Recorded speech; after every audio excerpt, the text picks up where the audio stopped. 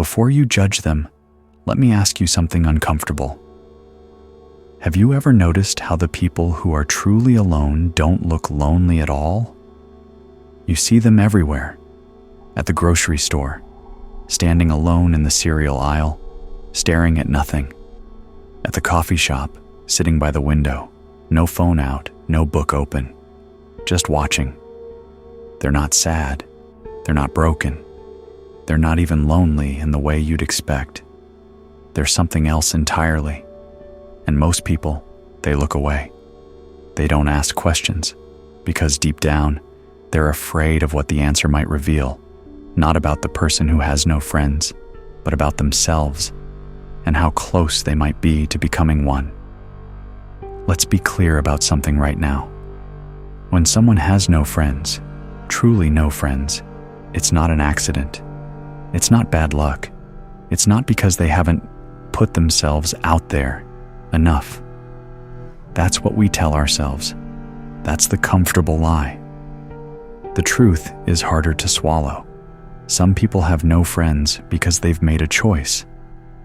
Consciously or unconsciously, they've decided that the cost of human connection is too high, and sometimes they're right. Think about what friendship actually demands. Vulnerability, compromise, the constant performance of caring, remembering birthdays, responding to texts, pretending you're interested in their problems when you've got your own drowning you. Friendship is work, exhausting, unrelenting work, and some people looked at that contract and said, no.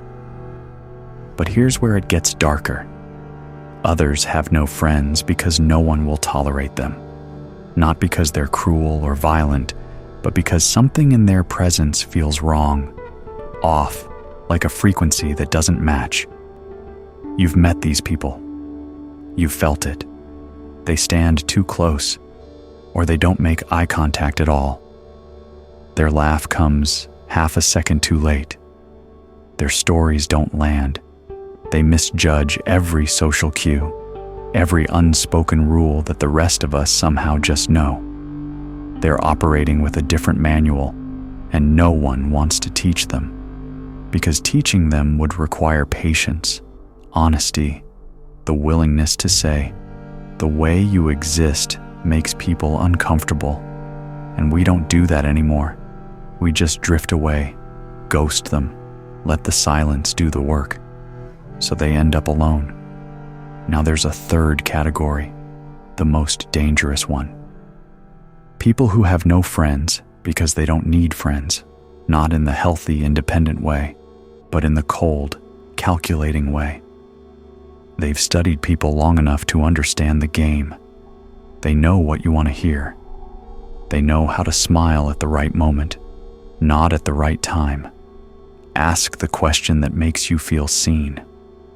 But they're not connecting. They're extracting information, validation, resources, emotion. They move through social circles like ghosts, present but not participating. And when they've taken what they need, they vanish. No explanation, no guilt. You won't even realize they were never really there. Because here's the thing about people with no friends. They've often figured something out that the rest of us refuse to admit. Most friendships are transactional.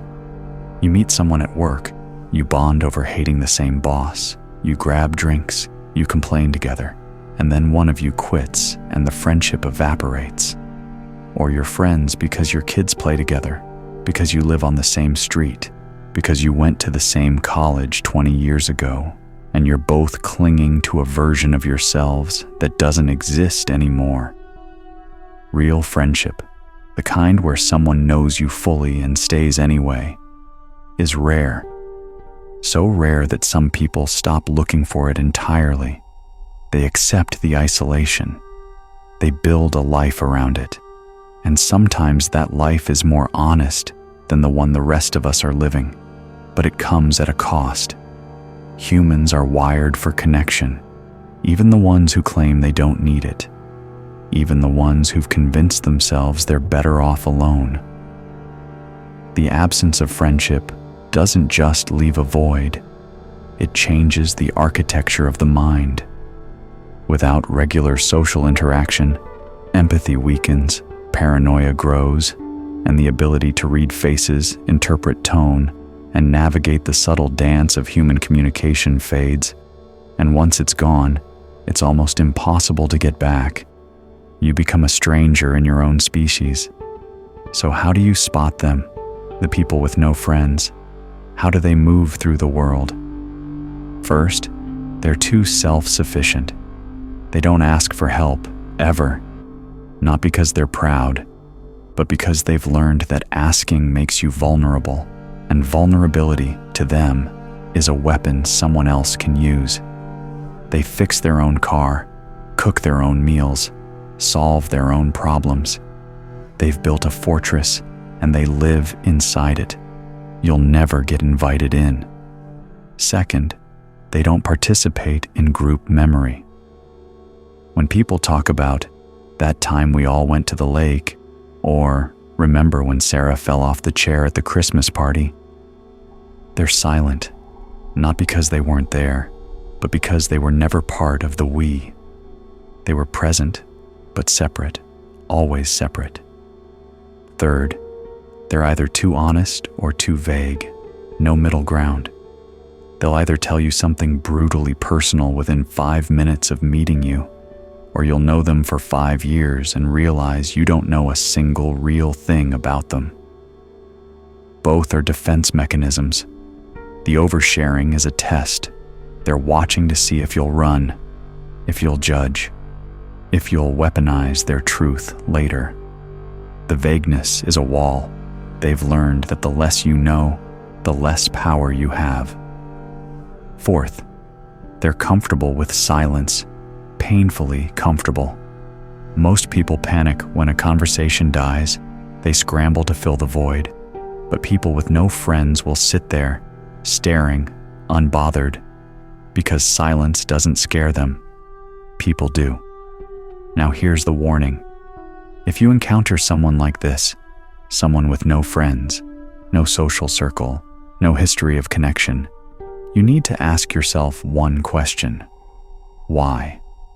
Not to judge them, but to protect yourself, because isolation does strange things to people. Some become harmless, gentle, retreating into books, hobbies, routines. They're no threat to anyone. But others harden. Resentment builds, resentment toward the people who rejected them, toward the world that never made space for them, toward the social game they never learned to play. And resentment, left unchecked, can turn into something darker. Not because isolation guarantees danger, but because uncorrected thinking can spiral quietly. You see it in families all the time. The uncle who stopped coming to holidays 20 years ago. No one knows why. No one asks. He just vanished, and everyone's fine with it. Until one day he isn't. Or the neighbor who's lived on your street for 15 years. Quiet, polite, never spoken to, and you later realize he's been watching, listening, cataloging, not because he's evil, but because he's alone. And the mind, when left alone too long, starts creating its own narratives. This is what people don't understand about isolation. It doesn't just remove you from the world, it removes the world's ability to correct you. When you have friends, they challenge you, they call you out, they say, "That's not normal. That's not okay." But when you have no one, your thoughts become truth. Your suspicions become facts. Your fears become reality. And no one's there to tell you otherwise. So what do we do with this? If you're someone with no friends, understand this. You're not broken, you're not defective, but you are at risk. The longer you stay isolated, the harder it becomes to return. And the mind needs calibration. It needs other people to stay sane. Find one person, just one. Someone who knows you, really knows you. It doesn't have to be many, but it has to be real. And if you're watching this, thinking about someone in your life who has no friends, don't look away. Don't assume they're fine just because they say they are. Isolation is quiet. It doesn't scream for help. It just disappears.